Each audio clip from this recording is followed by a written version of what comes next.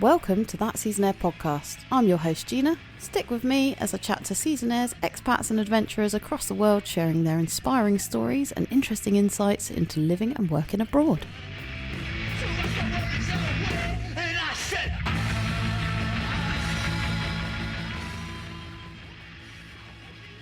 Welcome back to part 2 of this 2-part episode with the one and only Kat Kruger.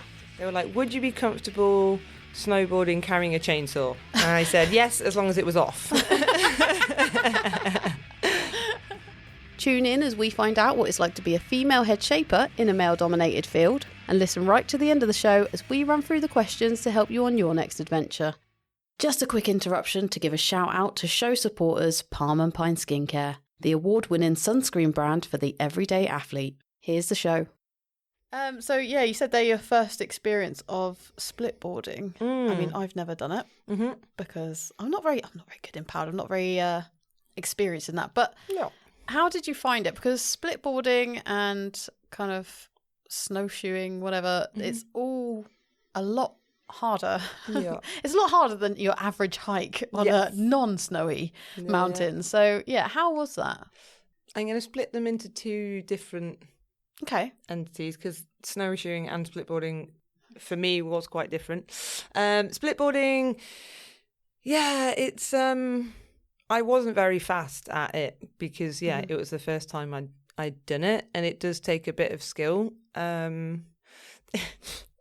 remember one very funny moment where, because when you've got the skins on, obviously the idea is that they grip, but if you are going like down a little bit, they will slide a bit, and there was a little bit where we had to just go like a little bloop down and then carry on with the flat, carry on skinning. And I went we're wearing big backpacks to like, we've got all our food for the next 3 days, we've got like layers, we've got everything on, so I've got like a fucking massive backpack on, and with splitboarding, your heel is obviously free. Yeah. And I went down this little bit, and then the skins gripped, and I just went like arse over to it with the massive rucksack over my head, and then just was like stuck as this like little upside down turtle, but like still in the splitboard, you know what I mean? Like in the skis, and just like blip. And then thankfully the person behind me, my friend behind me, did the same thing. So then I was like, yay, good start. I think we were literally like 300 meters from the car park. And we were like, fuck. Oh, wow. So that was, it's quite funny. But once you get the hang of it, it's okay. But way more, exhausting, hot, but very rewarding. And then snowshoeing, with splitboarding, you have to kind of zigzag your way up to get up. But with snowshoeing, you have to carry your own board. And then you go, but you can go more direct to where you want to go. Right. You don't have to go zigzaggy acrossy as much.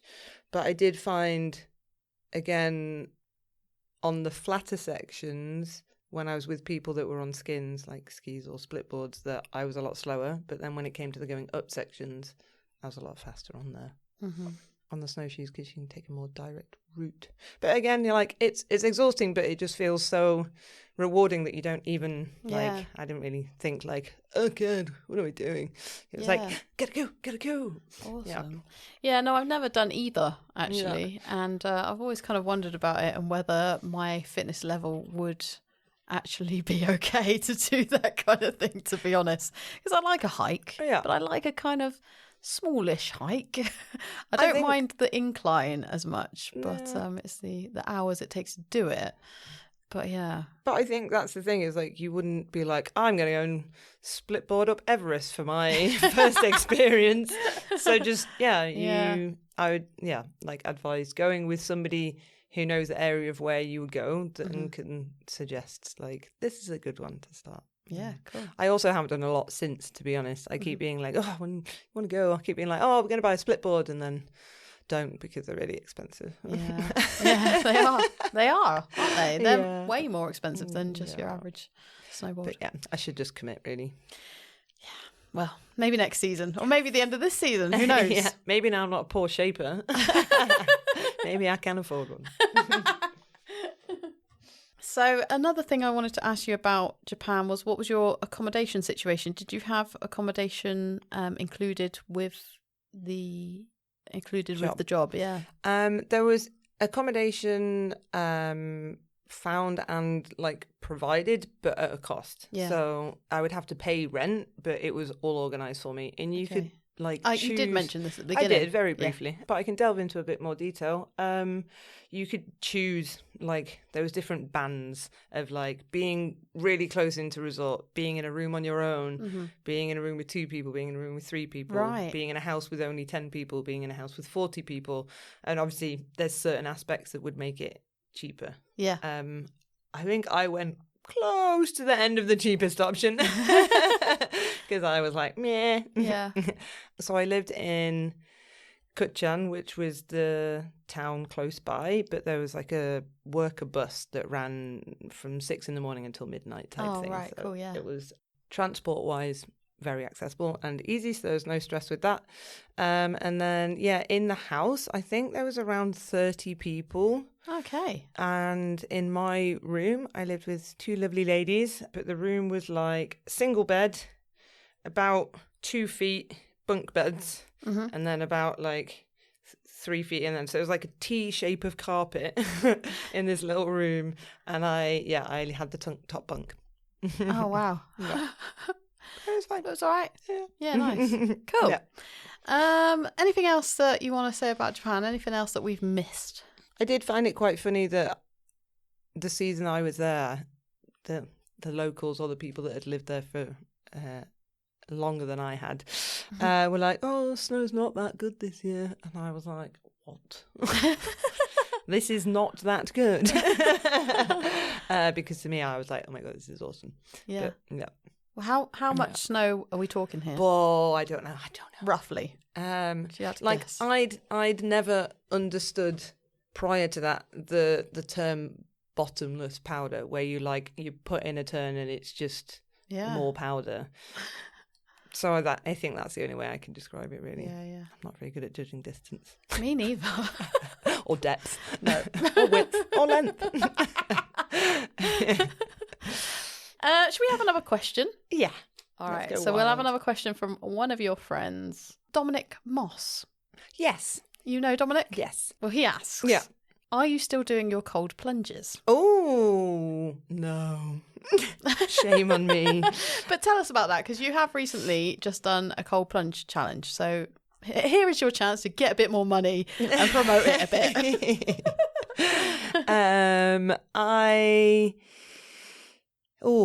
In October, I decided to take on a challenge to raise money for a company in the UK called Surfers Against Sewage.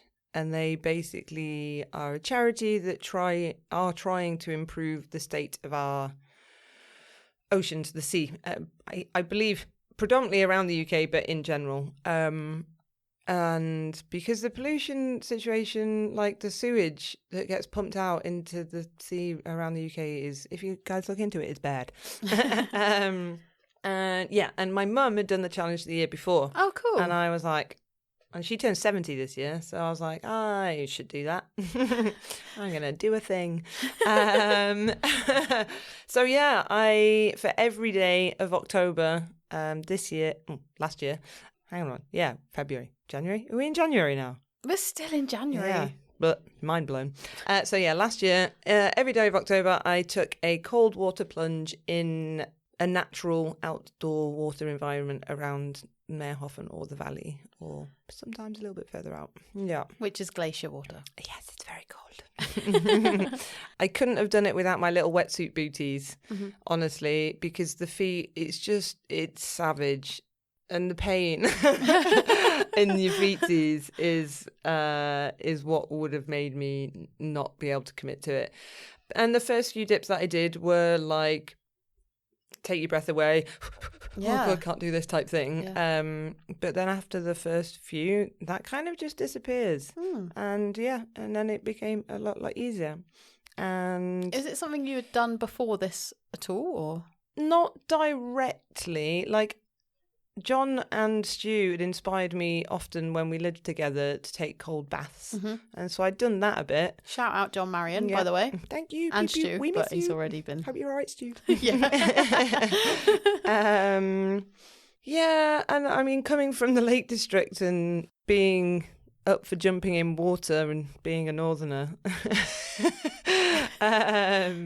Yeah, but not as a direct. I take glacial ice baths in the river. Yeah, regularly. I'd never really, not really done that before. No. But I was genuinely very, very happy with the support that I had financially from people and physically. Like, there are a lot of people came and got involved and came and did them with me. Some people more than once.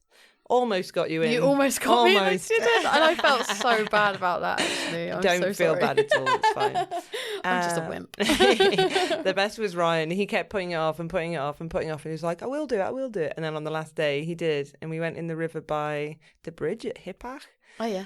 I don't know if you saw the video, but he comes in. I'm already in there, up to my neck, just chilling, waiting. I'm like, come on, you'll be all right. And he comes in and he's past the waist, which I know for you guys is a little bit of a sensitive area. So he's there, and then he's ooh. I'm you got to go to the shoulders. And he dips down to the shoulders, and then he sprints. He's out, gone. Oh. But he did it. He got in. Oh, what a legend. And in the end, my original goal was to raise 150 euros, and I think I raised 500. Oh, wow. Yeah. That's so thank you, everybody. Yeah. Yeah. But no, I haven't done one since. Well, maybe when you do, maybe I'll come with you. Yeah, maybe only if you come with me, I will do one. All right, deal. We'll do it. We'll do it. Yeah. We'll see if we can get some more money. Yes.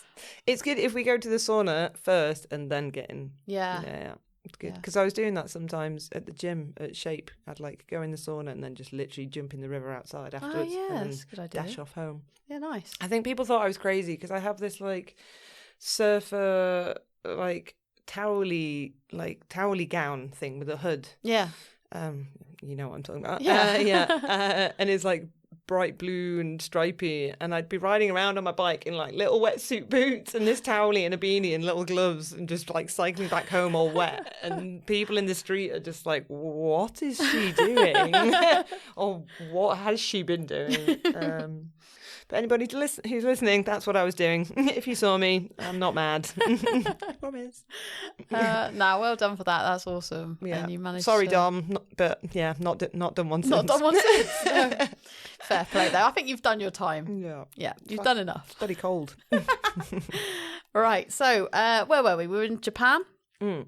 What was the plan after Japan then? After Japan was when Ryan and I went back and did our last summer season out in France. So it was after the Spanish Centre had closed. Mm-hmm. And then, So before I went to Japan, that summer season, Ryan did a full season in Greece and I was in Spain. Mm-hmm. And then we were, in Greece. And then, France.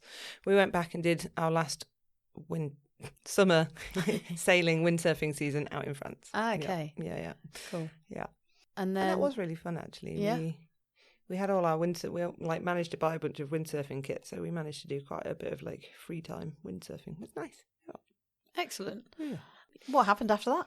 So Ryan had already done one season as a shaper. Oh, yeah, of course, here in Meerhofen. And so I applied to be a shaper in Meerhofen. I was that seems like a thing to do.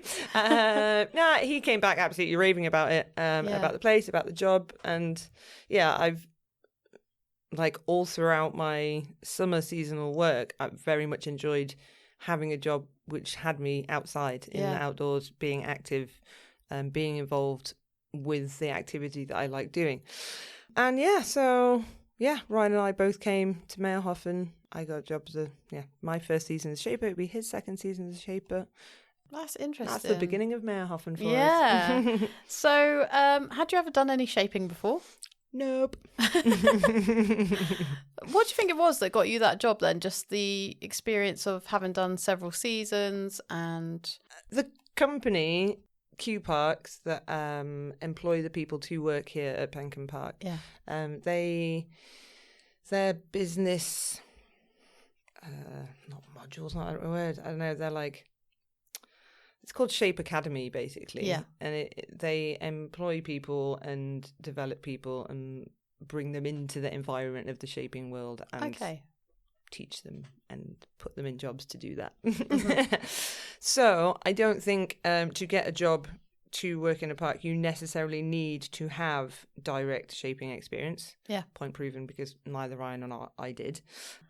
But I think having a bit, like being a competent snowboarder, that was the first thing. But even that, I think they were just like, would you be able to ride between the features? I was like, yes. Okay, tick.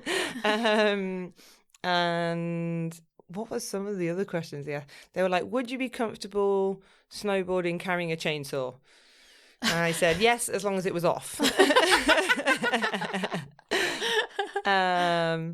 And they said, would you be comfortable riding your snowboard at night? And I said yes. So, and then I think just having, again, like I wasn't like a big park rider, but I enjoyed riding in the park. And when we were in Prodan, we had built like a couple of little backyard parks. Mm-hmm. And so like telling them that I'd done that obviously cool. ticked a few boxes as well. Yeah. But then I guess, honestly, part of it probably was that Ryan had already been there. He'd spoken about me and they were like, oh yeah, she can go. Cool. Yeah. And you stayed in that environment for a while, didn't you? I did, yes. Yeah. So the next season you went on to manage, were you the man? What was your job title? Tell me. I think I was a shaper for 2 years and then I was head shaper for 2 years. Mm-hmm. Yeah. Okay. So Ryan became head shaper and Norbert, I don't know if you know Norbert, he was the park designer. Okay. And then Norbert left and then Ryan became the park designer. It was a bit random actually at the beginning of that season. It wasn't originally the plan. I think somebody else was meant to come to fill Norbert's position and the season had already started and then that person didn't come. So then they were like, Ryan can be park designer. Mm-hmm. He wanted to be park designer as well. It was like the next natural step for him and he's good at it. And then, chief organizer over here, chief cunt. And they were like, she can organize everyone. So I became the head shaper. Yeah. That was a long-winded answer, sorry. No, it was good. Good answer. No, we need to know all of it. It's all good. So I became the head shaper for 2 years. Mm-hmm. Yeah. Yeah. And how did you find shaping, first of all? Because the last guest that was on the show was Jacco Boss. Okay, yeah. And he loves shaping. He loves that whole the whole world of shaping. He absolutely loves it. And that's where he started out. But he said, and I've heard from many people, that shaping it takes its toll on your body massively. It's fucking hard. Yes. Yeah. How did you find that? Initially, okay. Yeah. Like, again, because I was a bit younger back then, a good level of fitness, and I had always done really physical jobs. Like my jobs in the summer was always like dragging boats up and down the beach and very, very active. And so it wasn't like a massive shock to the system. You do a lot of hours as well as a shaper, as in like you do funny hours. You can work at night and such. Yeah. If you choose to. I think that's the thing with it as well, is that there's work available if you want it, but if you don't, then you don't. You don't always need everybody all of the time type thing. I think that's what I mean. But as the seasons went on, I found that I had less energy for actually being motivated to ride myself. And ended up with a few injuries, had knee surgery last April. Yeah, what happened there? Tell us.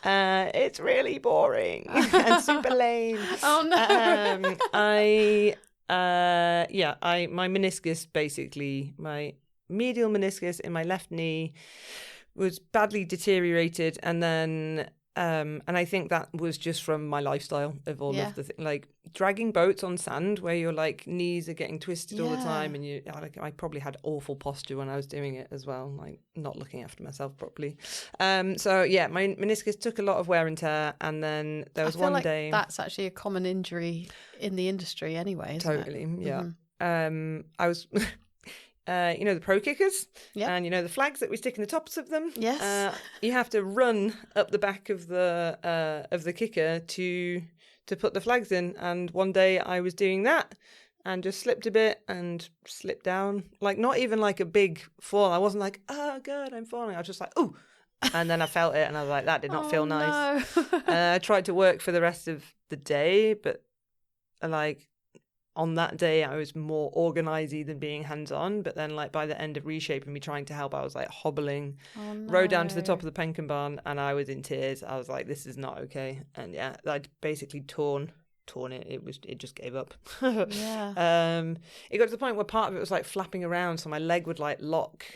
Ryan had to rescue me off the bathroom floor at one point, like a proper little grandma. I remember being like, Ryan! And then I could hear Stu, and I was like, I've got to unlock the door, but I'm just like naked, wet, slopping around on the floor. I hope Stu doesn't try and come and help me, but on the other hand, maybe I do, because I'm in a lot of pain. Oh, no. So yeah, and then, I had knee surgery in April. But again, it's very common. It's not a risky knee surgery, but just a bit of a shitter. Yeah. So were you able to continue snowboarding? I guess you were out for the season then. Yeah. It was close towards the end of that season. Mm-hmm. The other injury I had that season was from the airbag. I don't know if you heard this story already. No, I don't think I did. Yeah, I was dicking around on the airbag one day, and as I was sliding down, because it's like an airbag landing, sliding, I wasn't on my feet, I was on my back, and there was a hole in the top sheet and my arm went inside the hole. Oh my God. And got ripped back behind me. Oh. I think I got off quite lightly, to be honest. I thought my arm was no longer attached in that moment. Jesus Christ. Shout out to Bert. He came and ran to my rescue. He was like, I heard you scream. He was trying to make a video of me, bless him. Aww. And yeah, I think I must have broken something small in there, but like in my wrist, because it was very uncomfortable. Yeah. And I couldn't work for like 2 weeks. Probably should have been off for a bit longer, but I was like, I'll just go back to work. I'm bored. Injuries. Yeah, I think I went on an injury tangent. Last year, shaping bad, body boo. But you're all right now. Yeah, I'm fine now. Yeah, yes, I am snowboarding again. But yeah, the end of last season was and I took a part-time cleaning job over the summer to really just focus on trying to get my body in a better state. Yeah. And quit my shaping job. So we've learnt there, obviously it does take its toll on the body, but you managed to stay there for 4 seasons in the shaping environment. What was it that kept you there? I think I mentioned earlier a little bit about how I've always enjoyed being in the outdoor environment, in a physical job. And having that as part of my job, the actual like act of shaping the jumps and the takeoffs and the features and making things look nice, I really enjoy. A little bit OCD, but so that's like it is creative. Like you're creating something for people to enjoy as well. So like that side of things I really enjoyed, and it's really satisfying when you've got like a hella slushy day. Park looks like absolute dog shit by the end of the day, and then you shape it all, and I'll be honest, it's often, I'm sure other shapers will agree with me, that even when you go away at the end of the day you're like, oh, I'm sure, like I hope it looks all right because it was so destroyed, and then you come and look at it in the morning, you're on opening and you're like, this looks good. We did good. Cool. Yeah, and that's really nice. Yeah. Yeah, the creative side, and then like the community thing. Like there is a scene, isn't there? Yeah, there is. So being at work, but being surrounded by your friends and being surrounded by people who are like-minded. Is that the right phrase? Yeah. Yeah.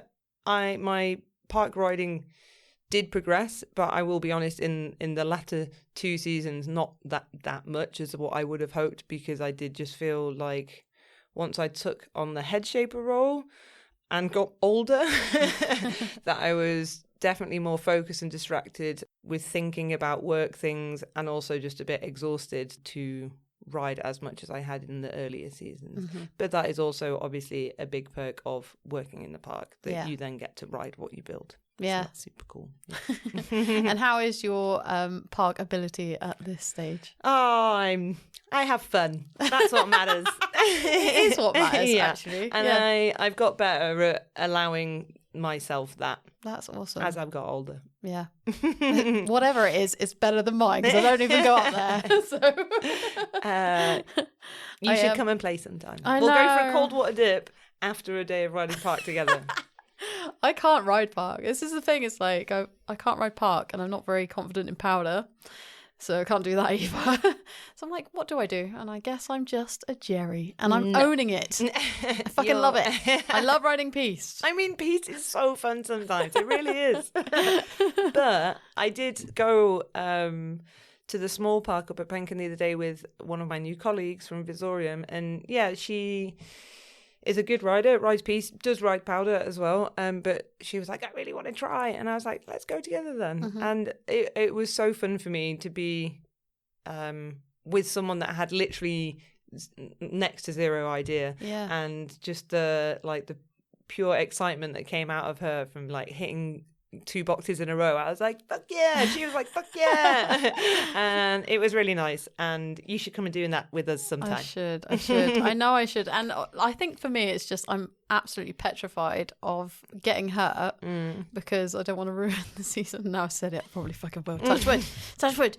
But yeah. Yeah. But I know my think level. It's a very natural fear. Yeah, I think my level, it would be all right, And I feel really annoyed as well because Dope were here the other day with Jibworks doing like coaching sessions and stuff like that. Yeah. And could have just got free coaching. Totally and with Shred Unit. Ah, yes, the girls. The girls were here. Yeah. Nice. So, but honestly, I think like that natural fear of hurting yourself is completely understandable. Yeah. And it gets worse as you get older as well. Does. And I don't understand that. But I think as long as you use the correct building blocks, then you're minimizing that risk. I think if you just go gung-ho at the fucking pro line, of course you're going to hurt yourself. Yeah, exactly. That's very true. But if you building blocks with other people that are in the same place, then I think you'd have a great time. Well, we'll do it. Yes. And we'll do it with microphones and cameras. Yes.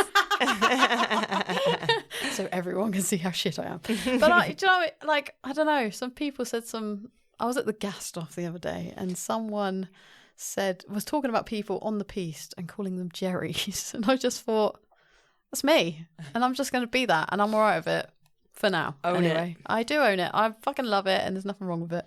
And I stand by that. I'm not defensive at all.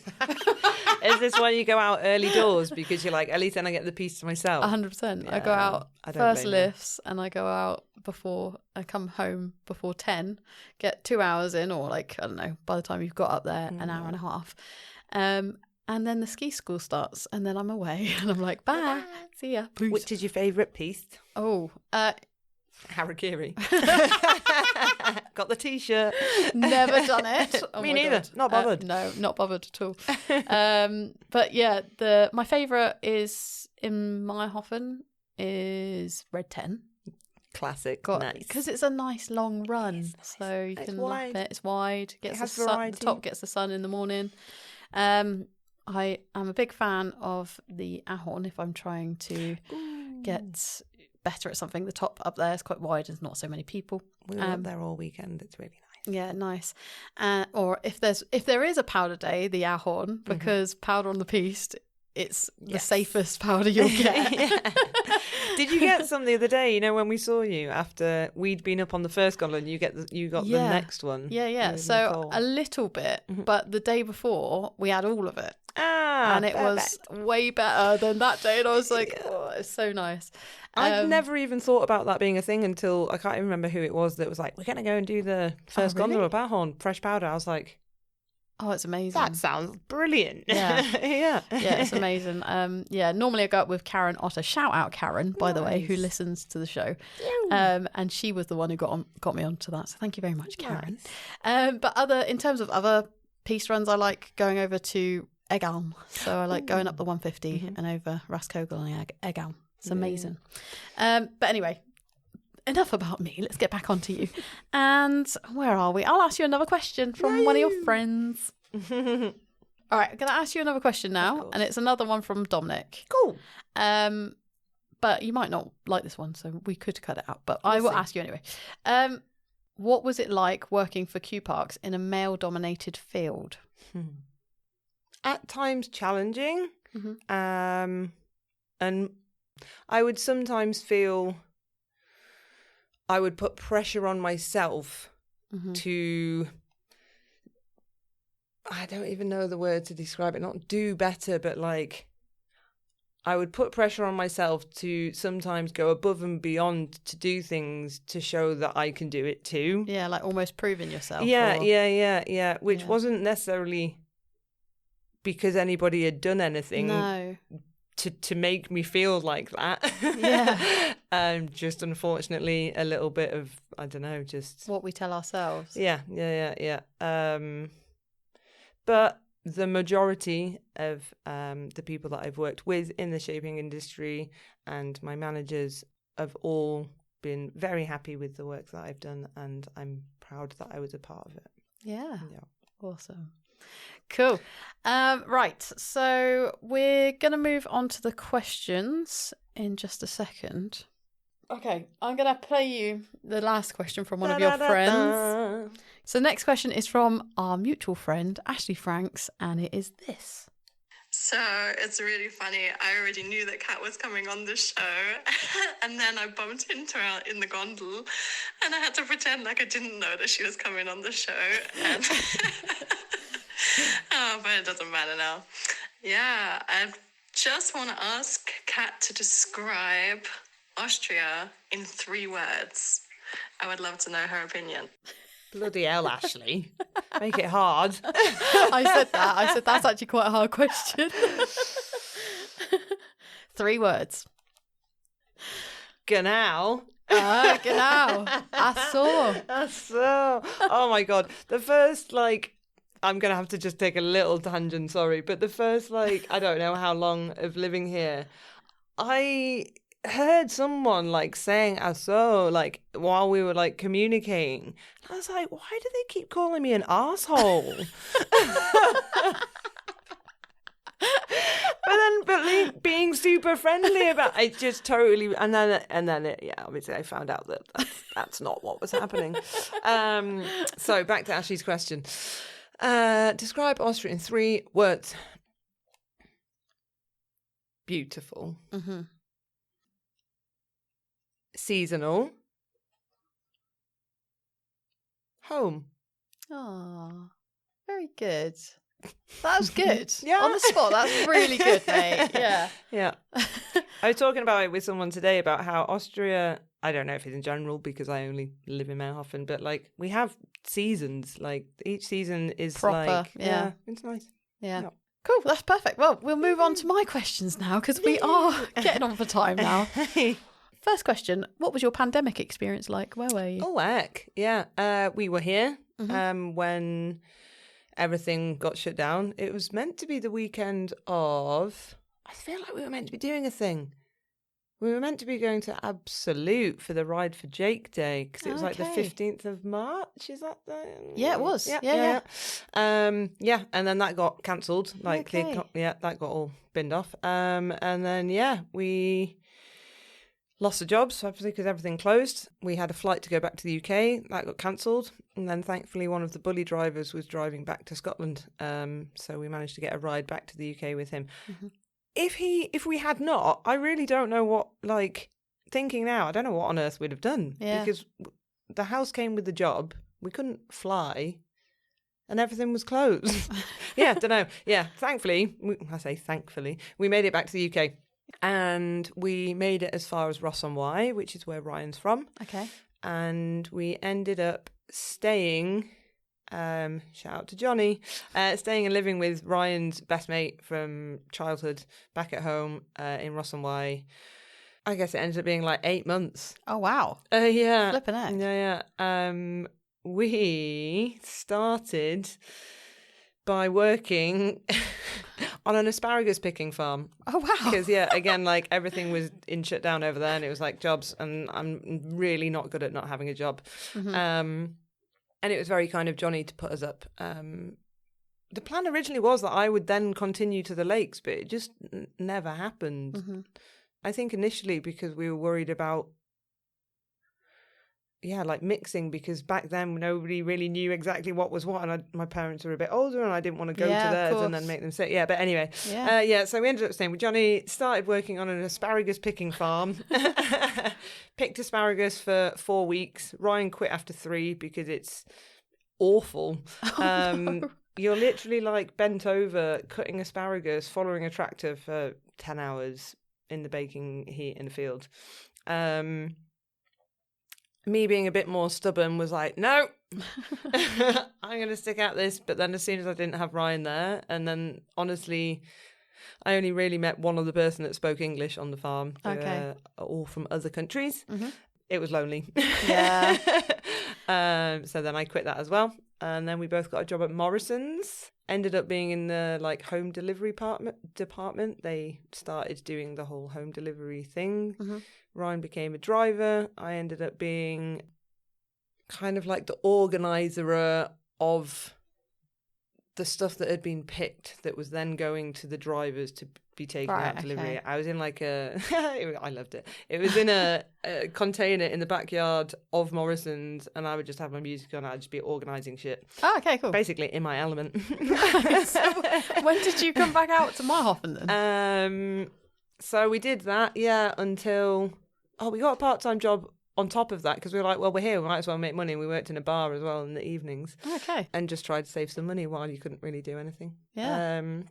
We had a lot of fun living with Johnny, though. It was good fun. We came back out that winter. So we were only at home, like in the UK, during that summer and autumn. Mm-hmm. And I remember we flew on the 18th of December because we got the job for the park. They confirmed the park would be open. We could come back for jobs, had our contract, had like, I think it was before vaccination, but we paid like £250 for a test. Oh, wow. Jesus. Because we needed like an official doctor's note, not just a test. Again, back then it was all a bit like in the preliminary stages of knowing what the fuck was what. Flew out on the 18th of December, and then on the 20th they put in a flight ban again. Wow. So then, because of Brexit was then being finalised like 10 days later, had we not got on that plane and made it on that point, I don't think, we wouldn't be here now. That's mad. So, very grateful that we got on that plane. And thank you, Wendy, for picking us up from the airport. We loved it. Love you. Awesome. Yeah. Okay, so from your experiences of visa applications, do you have any advice? Depends which country you're going to. Mm-hmm.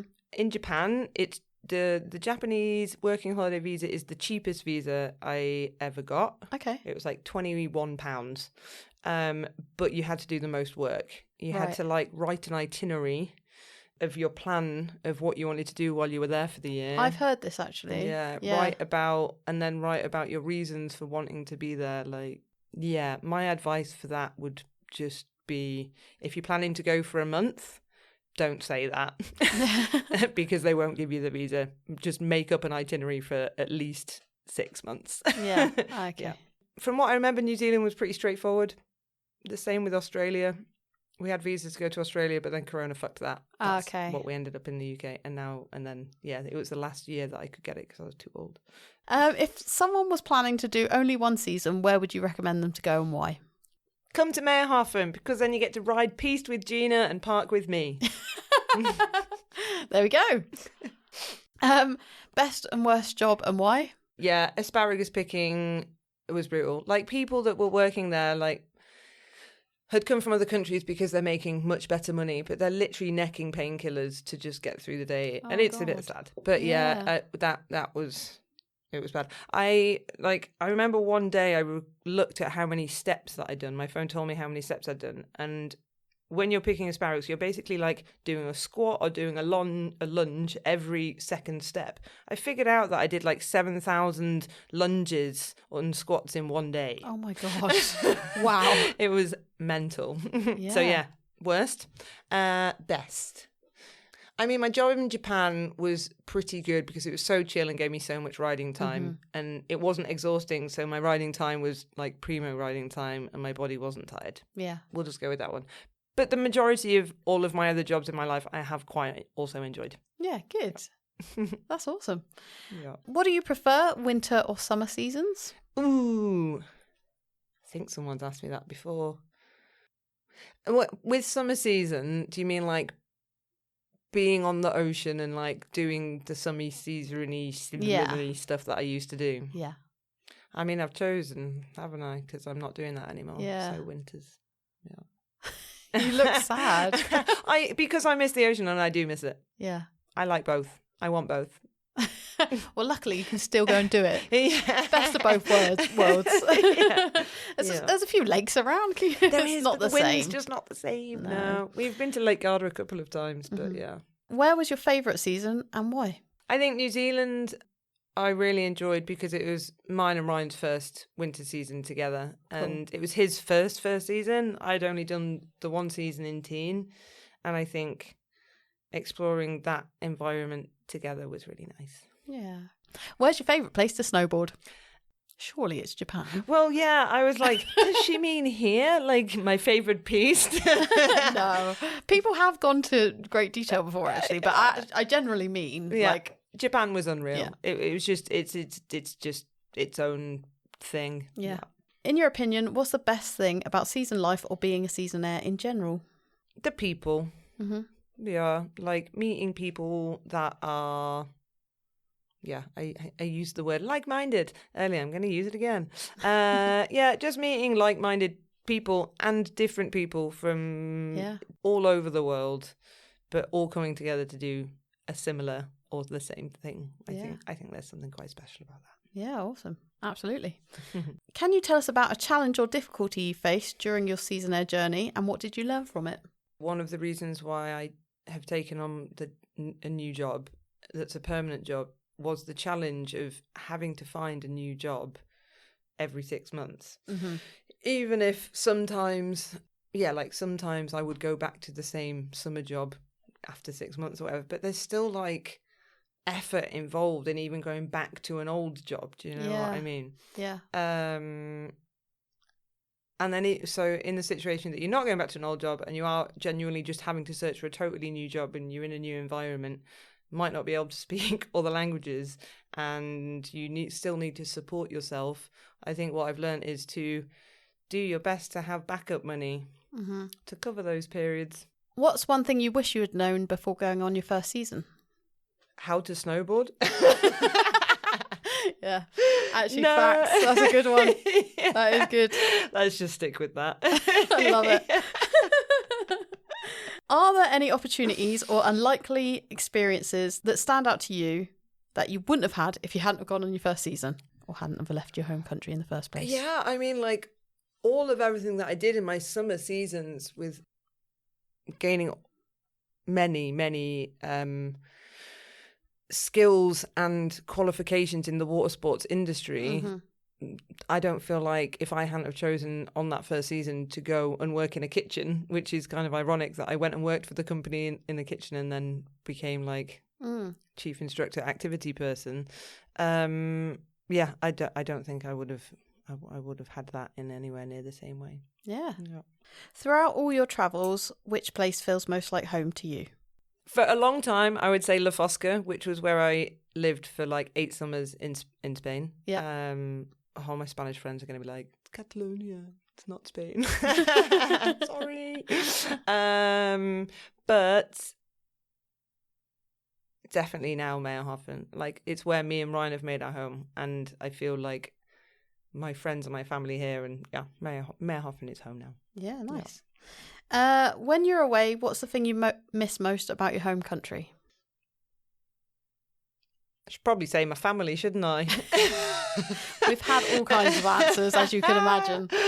I miss being able to walk into a shop or any sort of environment where I have to communicate with someone and not have to think about what I'm going to say and translate it before I say it. Mentally rehearse. Mentally prepare myself for communicating in most environments. Yeah. No, I get that. Yeah, for sure. If you could go back and give your younger self one piece of advice, what would it be? Drink less, ride more. Perfect. And on the topic of advice, what's the best piece of advice you've ever received and what's the worst piece of advice you've ever received? I think going back to what that hotel manager said, shout out, Matt, where he was like, yeah, in a season, you've got your work, you've got your skiing or your riding, and you've got partying, and it's not possible to effectively maintain all three simultaneously. And yeah, whether that was received in the moment, I think it was good advice. Amazing. Yeah. And what was the worst piece of advice? Follow me. That's the worst piece of advice? As in, like, I'm pretty sure I've followed Ryan into rivers and all sorts before. Let's go this way. Oh, yeah. Enough said. Excellent. Sorry, Ryan. It's not always you, but... We talk a lot about mentors on the show. Did you have any mentors on your journey? I don't think I can name any one specifically, because there's too many awesome friends that I've made along the way that have helped me grow into the person that I am today, that's doing what I am. Cool. Do you have any quotes or sayings that you live by? This is a new one. But I really like it. So, when you're nervous about stepping outside of your comfort zone, remind yourself, it feels scary because it's unfamiliar, not because I'm incapable. Yeah. I love that. Yes, me too. Do you have any books, movies, podcasts, or publications which you can recommend to our listeners which helps you along in your journey? Or can you tell us something that's inspired you recently? My mum got me a book that I haven't quite finished yet, which I have been thoroughly enjoying. And it's called, like, The Utterly Bloody Rudeness of It All. And it's basically about how the notion of, like, how frustrated we can be by a stranger and what we perceive as them being rude, like them not holding the door open for us, and how that can, like, completely change our mood in that moment. And I don't know, this book is quite funny, and it's all about things like that. I haven't finished it, but I've been enjoying it a lot. And can you tell us something that's inspired you recently? You. Oh, shut up. Inspired me to step out of my comfort zone and do this podcast. Oh, well, I appreciate you coming in. Thank you. You're welcome. What's one myth about Seasonaire life that you would like to debunk? I think for many, many, many years of my earlier seasons that a lot of my friends back at home were like, just thought I was on a long holiday. Do you know what I mean? The real job syndrome. Yeah, Okay, that kind of thing of being like, oh, and like, must be super, I don't know, like, made it, like, that you're just dossing around on the season. Yeah, and I'm like, actually, I'm working pretty fucking hard out here, guys. I'm not just like on a 3-month-long holiday. Yeah. I am in a beautiful place doing beautiful things alongside working hard. Yeah. Working a season is not just a long holiday. No. I think that's what I'm debunking. Perfectly said. Yeah. So now I have to ask you my Glenda's favourite question, my mum's favourite question. Oh, hi, Mum. What's one thing that you take with you everywhere you travel, or do you have any travel hacks? Again, on my earlier seasons, I was very much a, like, not light packer. I would be like, I want all of this shit. Like, I own this shit. I'm going to bring this shit. Yeah. Now I am not like that. I'm like, if I'm going away for 2 weeks, I'll take a small bag. Yeah. It's all right. Overall, what's the biggest lesson learned from living and working abroad? Don't give up. Oh, that's good. Yeah. Perfect. Is there anything that seasonal life has brought to your current life? Ryan. Oh, yeah. Yeah. If you hadn't have gone and done your first season, what do you think you'd be doing now? Probably still working for Fatface. Yeah, actually. Do you think you still would have been doing something in a kind of outdoors environment? I think I probably would have. Yeah. Because I don't think I was really built for being indoors all the time, which I know that my job is now, but I spend the majority of my day on the mountain before I go to work. So yeah. But, nice. Yeah. Is there anyone you would like to nominate to come on the show and have a chat with me? Yes, Hattie. Mm-hmm. Hattie, I'll give you her details. Yeah. I worked with her in Prodan in Morzine Avoriaz area, and she came to visit me when I was out in Spain, and she's awesome. She'll have lots of fun stories to tell. Perfect. What's one parting piece of advice for anyone thinking about becoming a Seasonaire or starting a new adventure? Don't do it. Stay home. Be boring. Was that better? That was fucking terrible. Try again. Ask questions. Yeah. Yeah. Like, ask questions. I get it still now where people are like, oh, I want to do blah, blah, blah, blah, blah, or I want to go to blah, blah, blah, blah, blah. And they'll message me and I'll be like, I will give you all of the knowledge that I have. Yeah. If I don't have the knowledge, I cannot give it. But yeah, ask questions. That's amazing. Yeah. Great advice. Well, Kat, we are at the end of the questions. Pew. But thank you so much for coming on the show today. It's been an absolute pleasure, as always. And yeah. Thank you for having me and getting me out of my comfort zone. Pleasure, mate. Pleasure. Thank you. Yay. What an absolute superstar. Once again, thank you so much to the wonderful Kat Kruger for coming on the show today. Don't forget to head over to Instagram and give us a follow at That Seasonaire Podcast for all the latest updates. And be sure to tune in next week as we have the last guest of the season. As always, thanks to Mike at Mike's Sports Bar for the studio space. Thanks to sponsors Dope Snow. Thanks to Mondo Wave for the music. And thanks to you guys for tuning in. See you all again next time.